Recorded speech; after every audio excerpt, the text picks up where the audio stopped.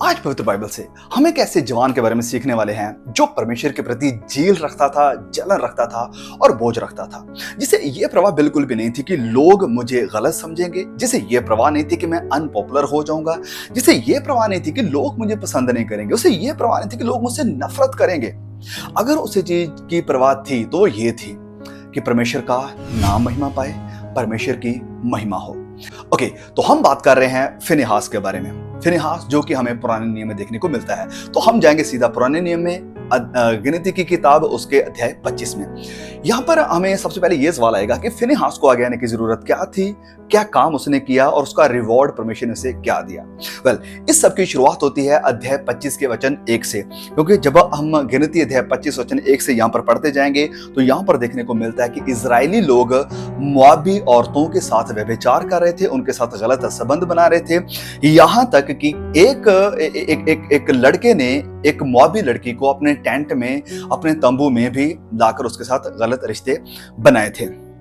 तो इस सब के कारण हम जानते हैं कि एक बीमारी जो कि घातक बीमारी थी, जो लोगों को मार रही थी, क्योंकि परमेश्वर का क्रोध उठ पड़ा था इन लोगों के ऊपर, तो परमेश्वर की तरफ से एक बीमारी भेजी गई जो लोगों को खत्म कर रही थी। जब ये सब कुछ हो रहा था तो सारे लीडर, यहां तक कि मूसा भी चुपचाप बैठा हुआ है, कुछ नहीं कर रहे हैं।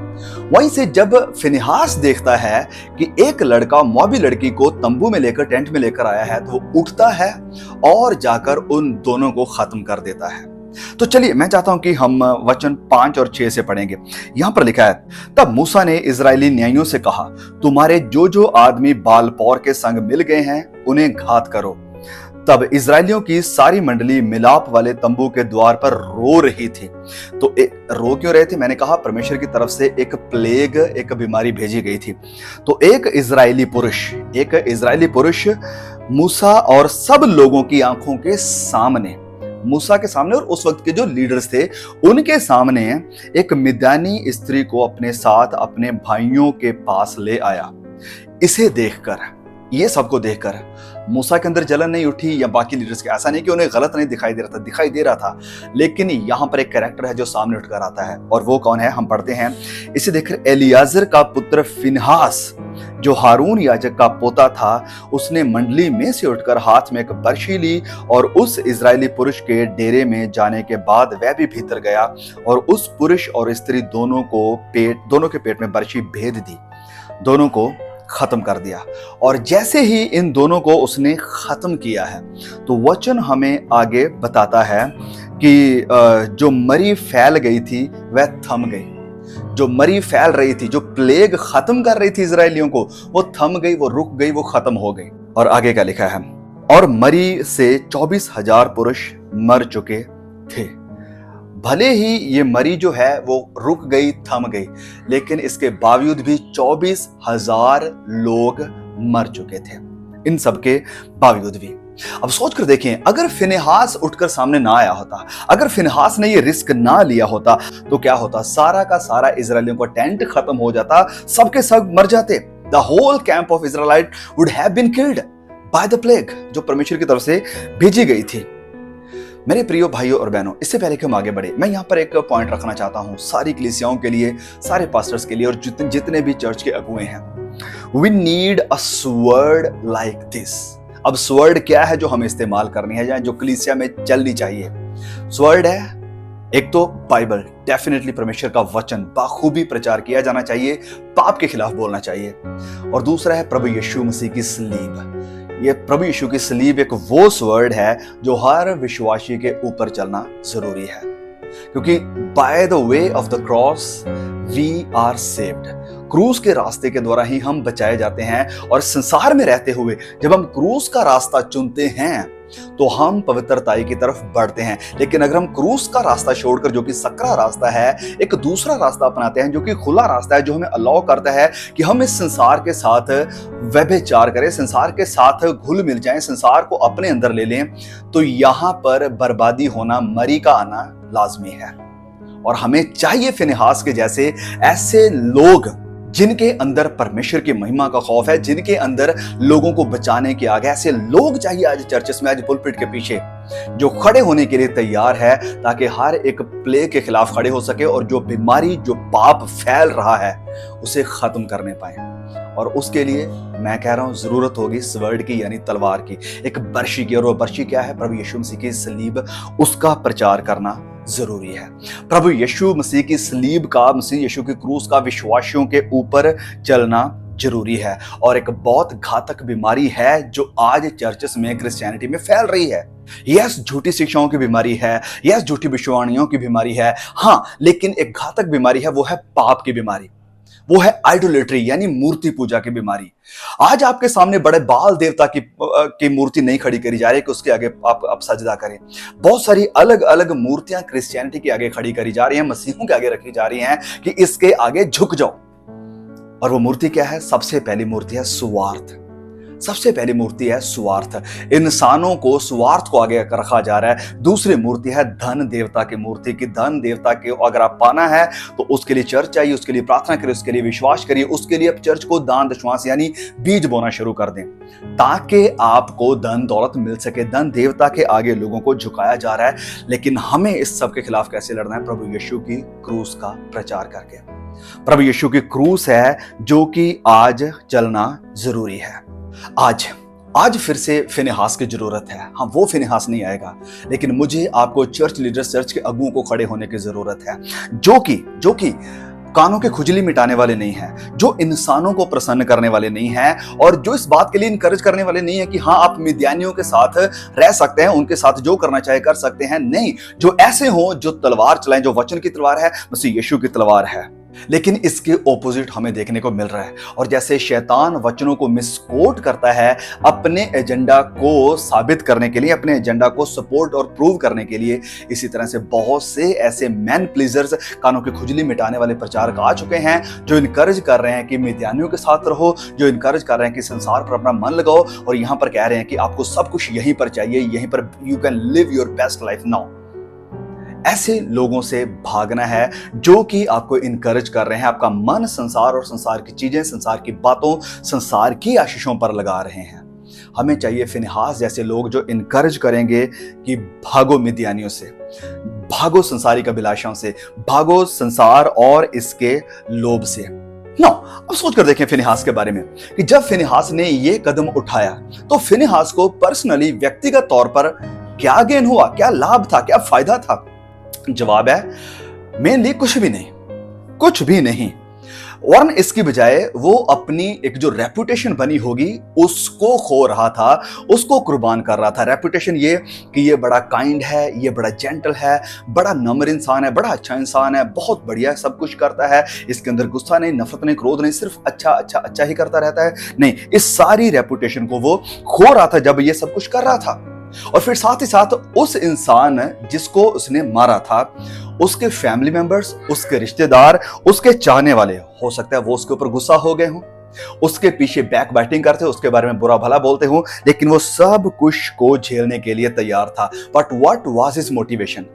फिनेहास का मोटिवेशन क्या था इन सब के पीछे? पर्सनल गेन बिल्कुल भी नहीं था। वो अनपॉपुलर होने के लिए तैयार था, लोगों की बातों को सुनने के लिए तैयार था। एक जो रेपुटेशन बन गई थी कि हाँ भैया तुम बड़े अच्छे हो, तुम बड़े काइंड हो, बड़े दीन हो, बड़े जेंटल इंसान हो, उस सबको सैक्रिफाइस करने के लिए तैयार है। मोटिवेशन क्या था? मोटिवेशन था परमेश्वर की महिमा और परमेश्वर का आदर। परमेश्वर की महिमा और परमेश्वर का आदर, सिर्फ ये। और फिर क्योंकि वो परमेश्वर की महिमा के लिए खड़ा था, परमेश्वर के आदर के लिए खड़ा था, तो परमेश्वर ने उसे अप्रिशिएट भी किया। जब हम आगे पढ़ते हैं वचन 11 में लिखा है, तब यहोवा ने मूसा से कहा, हारून याजक का पोता, एलियाजर का बेटा फिनहास, जिसे इजराइलियों के बीच मेरी सी जलन उठी। ये जलन जो फिनहास के अंदर थी वो किसकी जैसी थी? परमेश्वर के जैसी, क्योंकि परमेश्वर खुद कह रहा है कि उसके अंदर जो जलन काम कर रही थी वो मेरी थी, वो जो जील उसके अंदर थी वो मेरी जील थी। मेरी सी जील उठी, उसने मेरी जलजलाहट को उन पर से यहां तक दूर किया है कि मैंने जलकर उनका अंत नहीं कर डाला। परमेश्वर उसके काम को अप्रिशिएट कर रहे हैं कि ये जो काम इसने किया है ये असल में अच्छा काम किया है, मेरी जील का काम इसने किया है और मैं प्रसन्न हूं इससे। और फिर परमेश्वर, जब हम आगे पढ़ते हैं, परमेश्वर इससे एक वाचा बांधता है और वह है शांति की वाचा। जब मैं आगे पढ़ेंगे वचन 12 से, इसलिए तू कह दे कि मैं उससे शांति की वाचा बांधता हूं। और वचन 13 भी पढ़ना जरूरी है। और वह उसके लिए और उसके बाद उसके वंश के लिए सदा के याजक पद की वाचा होगी, क्योंकि उसे अपने परमेश्वर के लिए जलन उठी और उसने इजरायलियों के लिए प्रायश्चित किया है।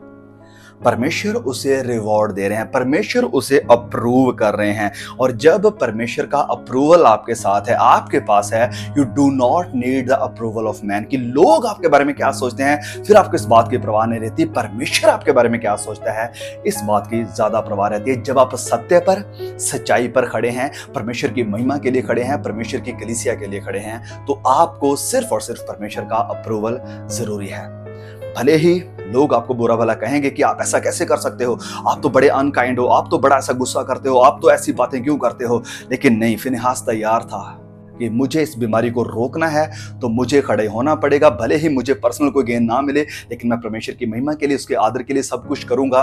भले ही मुझे गलत चीजों का सामना करना पड़े, भले ही लोग मुझे पसंद ना करें, पर मैं तैयार हूं।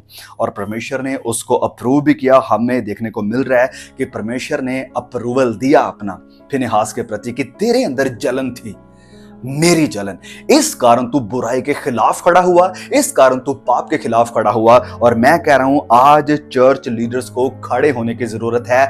ऐसे चर्च लीडर्स जो परवाह ना करें कि लोग क्या सोचते हैं, ऐसे चर्च लीडर जो फिक्र ना करें कि लोग मुझे पसंद नहीं करेंगे, जो तैयार हैं इस बात को सामना करने के लिए कि लोग मुझे कहेंगे कि ये तो काइंड नहीं है, जेंटल नहीं है, ये तो नम्र इंसान नहीं है, इसके अंदर परमेश्वर का प्यार नहीं। इन सब चीजों की परवाह साइड करके वो खड़े होंगे परमेश्वर की ज़ील के साथ, परमेश्वर की जलन के साथ खड़े होंगे और परमेश्वर के आदर के लिए, परमेश्वर के दुल्हन के लिए हर बात का, हर एक स्ताव का, हर एक ओपोजिशन का सामना करने के लिए तैयार हो। और यस, इसके लिए मैं कह रहा हूं, हो सकता है आप जो प्रभु के दास हैं, चर्च सेवा करते हैं, लीडर्स हैं, हो सकता है आपकी वो रेपुटेशन खराब हो जाए। काइंड होने की, जेंटल होने की, अच्छे इंसान होने की रेपुटेशन हो सकता है जाती रहे, लेकिन आप सब करेंगे परमेश्वर के आदर के लिए और परमेश्वर की महिमा के लिए। हम जानते हैं हमारे बेस्ट एग्जांपल मसीह यीशु हैं। प्रभु यीशु जब आए मंदिर में, देखा कि यहां पर गड़बड़ी चल रही है। प्रभु यीशु ने देखा कि यहां पर चर्च के नाम से, विश्वास के नाम से, भक्ति के नाम से धंधा चल रहा है, बिजनेस चल रहा है। तो प्रभु यीशु ने क्या किया?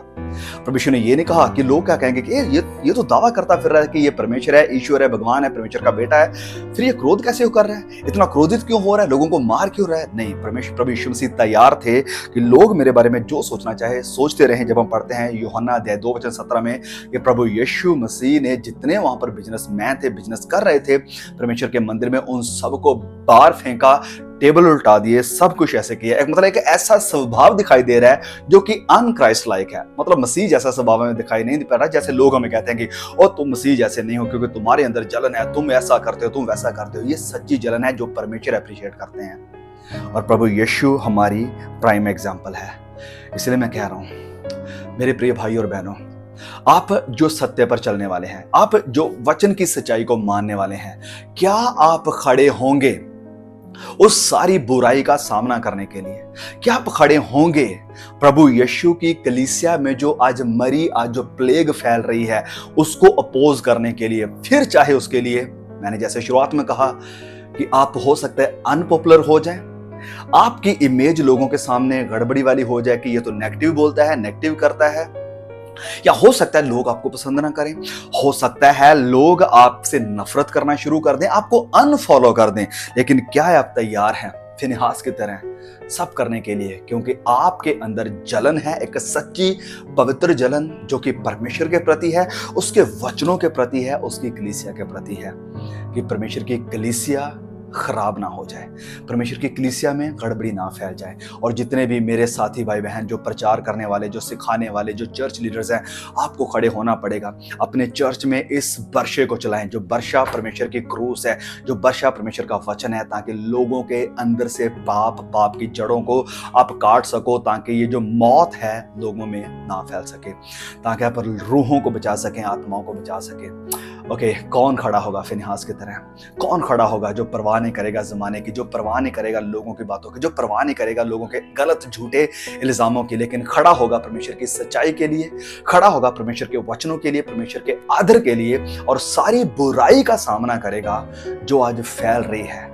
नेगेटिव बोलने के लिए तैयार हो, not for the sake of being negative, नहीं, परमेश्वर की महिमा के लिए नेगेटिव होना। जैसे फिनिहास हो गया था नेगेटिव, उसने मार दिया था किसी को, जैसे प्रभु यीशु हो गए थे नेगेटिव लोगों के लिए कि उसने मंदिर से लोगों को ऐसे कैसे भगा दिया, जैसे संत पौलुस हो गए थे, जैसे पतरस हो गए थे, जितने प्रभु के सच्चे दास थे हो गए थे।